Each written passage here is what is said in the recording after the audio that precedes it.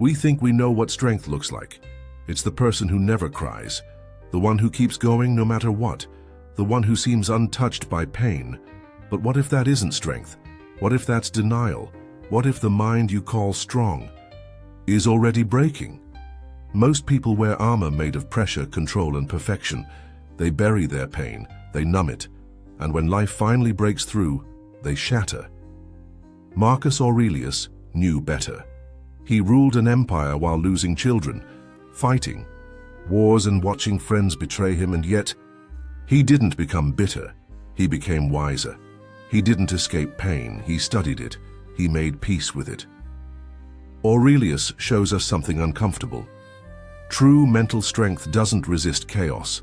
It makes room for it. So before we talk about building a mind that doesn't break, we have to unlearn the lie that strength means never bending, because anything that never bends and eventually breaks. Aurelius wrote, "You have power over your mind, not outside events. Realize this, and you will find strength." He called it the inner citadel, a fortress built inside you, not made of walls, but of wisdom, discipline, and perspective. He didn't just talk about strength, he practiced it every day, in silence, in solitude, in suffering.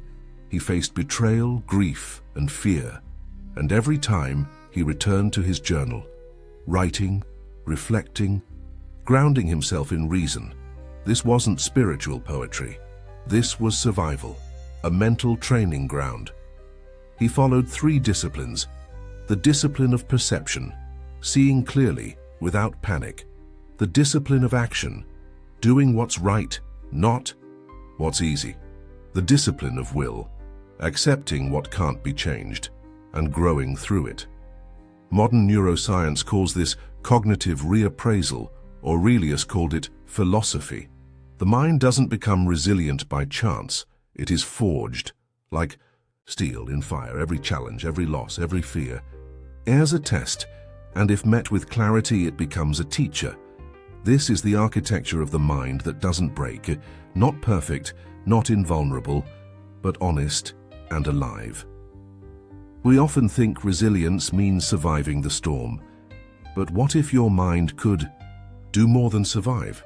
What if it could grow stronger because of the storm? This is not just resilience, it's anti-fragility. The Stoics knew this long before the word existed. Aurelius wrote, "The impediment to action advances action. What stands in the way becomes the way."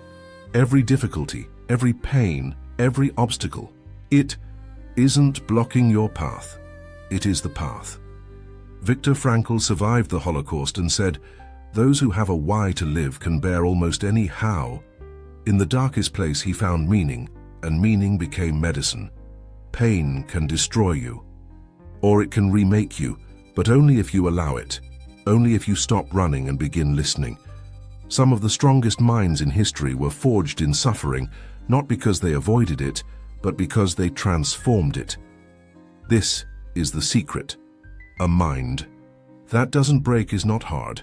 It is flexible, it adapts, it evolves, and it becomes something new. The hardest battle isn't outside, it's within. Most people fear silence, because in silence the truth speaks, and the truth isn't always comfortable. The mind breaks not because of the world, but because of what we refuse to face in ourselves. Aurelius was relentless in self-inquiry. He didn't write for fame. He wrote to confront himself. Like a mirror, his words reflect his flaws, doubts, weaknesses, and in facing them, he became whole. Carl Jung called it the shadow, the parts of us we hide, deny, or reject. But what we repress owns us, what we deny controls us. The mind that doesn't break is one that sees its own darkness and does not flinch. It learns to sit with anger, to hold grief, to forgive fear, to become intimate with the inner storm. This is not weakness. This is power. If you want a mind that stands in the fire and does not fall, you must first know the fire within. Not every thought deserves your attention. Not every emotion is a command. Not every voice deserves entry into your mind. Aurelius guarded his soul like a temple. He knew the mind must be protected, not just from others, but from within. In today's world, we are exposed constantly. Social media, opinions, noise, pressure.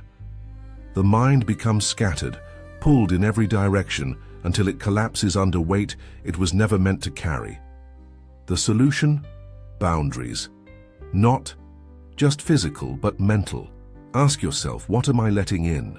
What thoughts do I allow to grow? What emotions do I feed? Aurelius wrote, "You have been made to stand upright, not be held upside down." A strong mind is not a sponge, it's a gate, and you are the gatekeeper. Let in only what is clear, what is kind, what is useful. Everything else, let it pass. This is how you build a sanctuary within, a still center, a sovereign space. In the end, it comes down to this: you will die. Aurelius thought of death daily, not out of fear, but to awaken. Do not act as if you were going to live 10,000 years. He wrote that he knew time was short, that what we fear most, loss, endings, mortality, is what gives life meaning. A mind that doesn't break is not one that avoids death, it is one that walks with it and learns from it. What if you lived as if your mind were already whole? What if you didn't wait for peace, but became it? Strength is not something you build someday. It's something you choose again and again in this moment. To respond instead of react, to reflect instead of escape, to embrace instead of resist. Aurelius left no temples, no cathedrals, just a book of thoughts, written in the quiet moments between chaos. And that book still speaks. It asks you now, will you build your mind to avoid the fire, or to become it? What if I told you, most minds aren't built to withstand life. They're built to escape it. They crack under pressure, collapse under loss, and fall apart the moment control slips through their fingers. Why? Because they were constructed not with stone, but with sand, built on comfort, illusion, and fear. We've been taught that a strong mind is one that avoids pain, one that stays happy, stable, and untouched. But Marcus Aurelius, the emperor-philosopher, saw it differently. He ruled an empire during war, plague, and betrayal, yet his mind stood still. Calm, untouched by the chaos around him, he said, "You have power over your mind, not outside events. Realize this and you will find strength." That's not just a quote. It's a doorway to a new way of seeing yourself. What if your power didn't come from controlling the world, but from mastering the one thing the world can't touch, your inner world? This is where we begin, by tearing down the illusion that the modern mind is strong, and discovering how to build one that doesn't break. Marcus Aurelius didn't ask for power, he didn't crave the throne, but fate gave him everything, and then tried to take everything from him. A pandemic swept through Rome. His generals turned against him.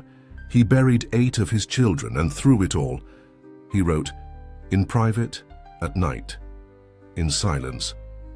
He poured his thoughts into a journal, what we now call meditations. But those pages weren't written for history. They were written for survival. They were blueprints, not for empires, but for an unbreakable mind. He practiced Amor Fati, the love of fate, not just accepting pain, but embracing it. He used premeditatio malorum, imagining loss, betrayal, and death. So when they came, he was already ready, and he whispered to himself, Memento Mori. Remember death, not to fear it, but to use it, to sharpen his clarity, his purpose, his peace. These weren't just ideas, they were spiritual weapons. And in our modern world of noise, speed, and fear, we need them more than ever. Aurelius didn't seek to control life. He sought to align with it, to accept what is and master what's within. That is the foundation of a mind that cannot be broken. The enemy within, ego, identity, and the illusion of control. But there's a silent enemy. Not war, not tragedy, not even death. The enemy is the voice inside your head that says, I am in control. This is the ego, the identity we build, brick by fragile brick, around who we think we are. We chase status. We cling to how others see us. We resist change, failure, and loss, because we think they threaten our sense of self. But here's the truth. You are not your name, not your job, not your opinions, not even your thoughts. You are something deeper, something watching it all happen. Marcus Aurelius wrote, "You are a soul carrying a corpse." A reminder that the body, the reputation, the ego, they're temporary, fleeting shadows. Just like the Buddhists teach anatta, the doctrine of no self, Aurelius knew. The more you try to define yourself, the more you trap yourself, and when the world shakes, the ego shatters. But if you learn to let go of that illusion, you can't be broken because you were never holding on. The real strength lies in detachment, not from life, but from the lies we tell ourselves about who we are. Fire turns iron to steel, transforming suffering into strength. There is no strength without fire. The unbreakable mind isn't born in peace. It's forged in pressure, trial, and pain. Aurelius didn't run from suffering. He turned toward it. He understood something we've forgotten. Pain isn't an enemy. It's a teacher. It shows you where you're weak, where you're still clinging, where your armor has cracks. Modern science now echoes this truth. There's a term, post-traumatic growth. The idea that trauma, if faced consciously, can transform you. It can deepen your wisdom, sharpen your values, awaken a new self.